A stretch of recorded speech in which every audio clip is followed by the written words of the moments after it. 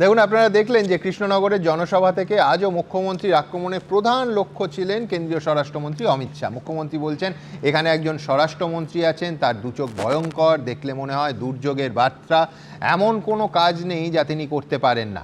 তার এক চোখে দুর্যোধন, অন্য চোখে দুঃশাসন।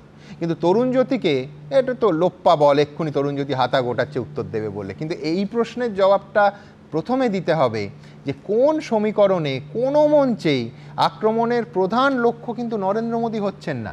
শোনা যাচ্ছেন যে এ রাজ্যে 20, 21 অথবা 22শে ডিসেম্বর নাগাদ আবার প্রধানমন্ত্রী প্রচারে আসছেন, কিন্তু তবু আক্রমণের লক্ষ্য অমিত শাহ। এসআইআর যদি, আমি মুখ্যমন্ত্রী প্রত্যেক মঞ্চ থেকে বলছেন এসআইআর বিজেপির চক্রান্ত, এসআইআর যদি বিজেপির চক্রান্তও হয়, যেমনটা মুখ্যমন্ত্রী রোজ বলছেন, সেই এসআইআরের জন্য দায়ী শুধুমাত্র Amit Shah. Point to be noted, Narendra Modi নন। এই রহস্যটা কি তরুণ? সুমনদা, উত্তর দিচ্ছি, তার আগে প্ল্যাটফর্মটা ইউজ করার সুযোগ আছে, করছি।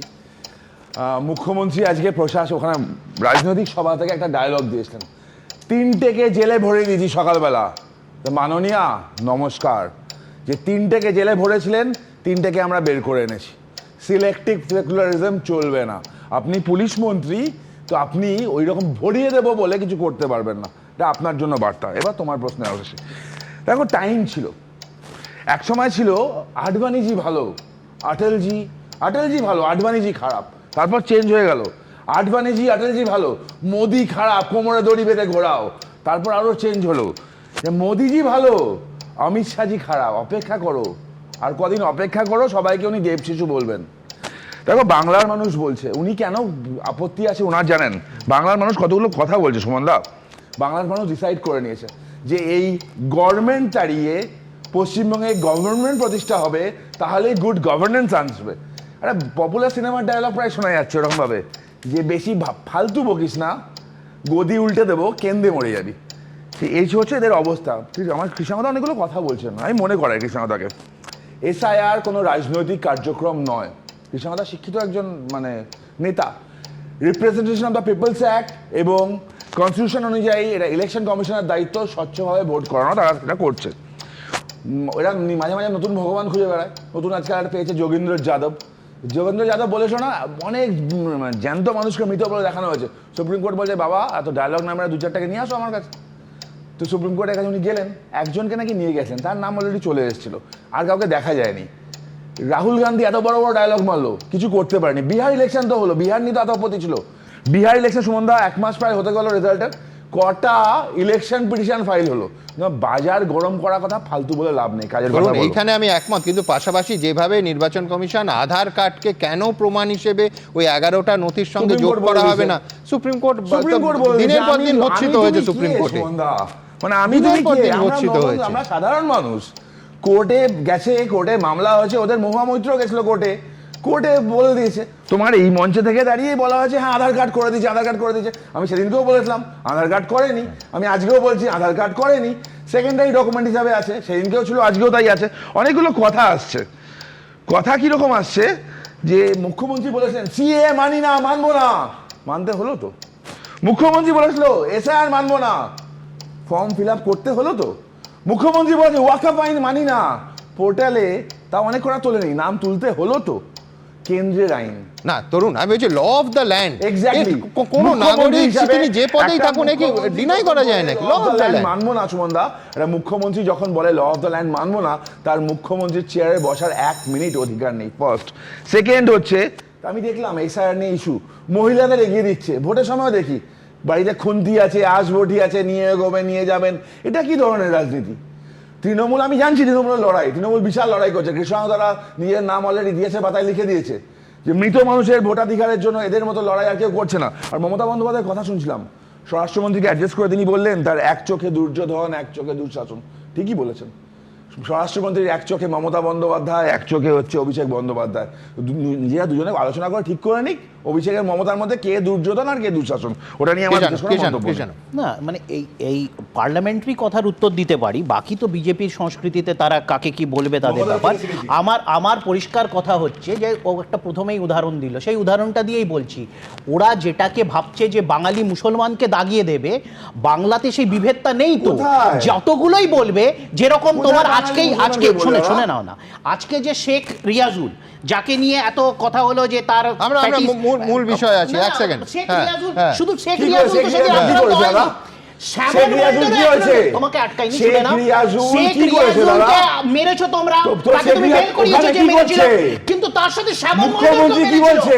আজকে শ্যামল মুখ্যমন্ত্রী বলে কি করে তিনজনকে ঘুরে দিয়েছি? সেই হিন্দু মুখ্যমন্ত্রী কি তাকেও বলে? কিন্তু সেদিন প্যাকেজ বিক্রি জিনিসটা করার জন্য অন্যায়, দিয়েছিল। সেটা যার সঙ্গেই হোক, হিন্দু মুসলমান সমান অন্যায়। মুসলমানরা নাকি নিজের শ্বশুরের জায়গায় শ্বশুরকে বাবা হিসেবে দেখাচ্ছে বলেছিল।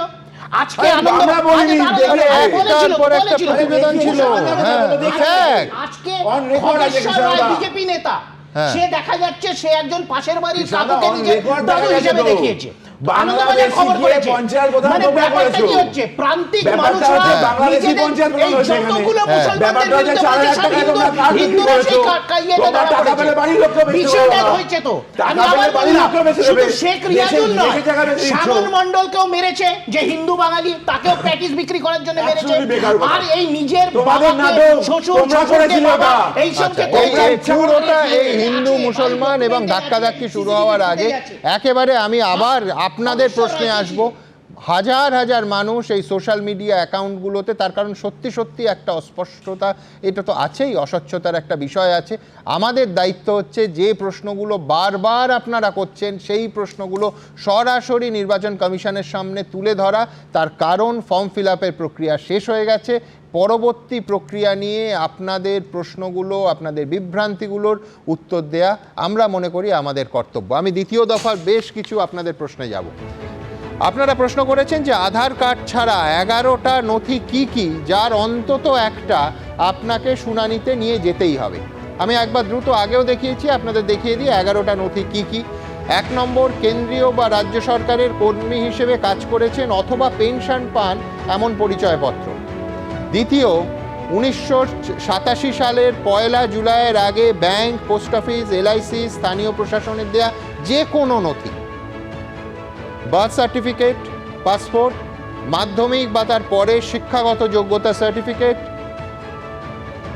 রাজ্য সরকারের অধীনস্থ কোনো উপযুক্ত কর্তৃপক্ষের দেয়া বাসস্থানের সার্টিফিকেট, ফরেস্ট রাইট সার্টিফিকেট, জাতিগত সার্টিফিকেট, জাতীয় নাগরিকপঞ্জি, অবশ্য এটা শুধু অসমের ক্ষেত্রে প্রযোজ্য, স্থানীয় প্রশাসনের দেয়া ফ্যামিলি রেজিস্টার, সরকারের দেয়া ল্যান্ড অথবা হাউস অ্যালটমেন্ট সার্টিফিকেট। আপনাদের আরেকটা বড় প্রশ্ন ছিল যে ধরুন খসড়া তালিকায় আপনার নাম নেই, খুঁজে পেলেন না, আপনার নাম দেখতে পাচ্ছেন না, অথচ শুনানির কোনো ডাক বা নোটিশ পাননি, এই ক্ষেত্রে কি করবেন?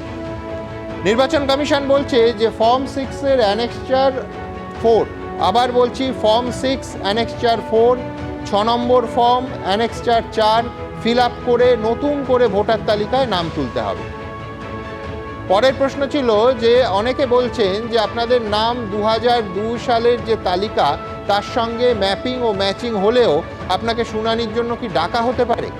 নির্বাচন কমিশন বলছে ইআরও মনে করলে আপনাকে ডাকতেই পারে। পরের প্রশ্ন, এসআইআরে কেউ ইচ্ছাকৃতভাবে জাল নথি পেশ করলে বা ভুল তথ্য দিলে তার কি শাস্তি হতে পারে? অবশ্যই শাস্তি হতে পারে। নির্বাচন কমিশন বলছে ভারতীয় ন্যায় সংহিতার 337 নম্বর ধারা অনুযায়ী কেউ যদি নথি জাল করেন তাহলে সর্বোচ্চ 7 বছর পর্যন্ত জেল ও জরিমানা হতে পারে। এবিপি আনন্দ, এগিয়ে থাকে, এগিয়ে রাখে।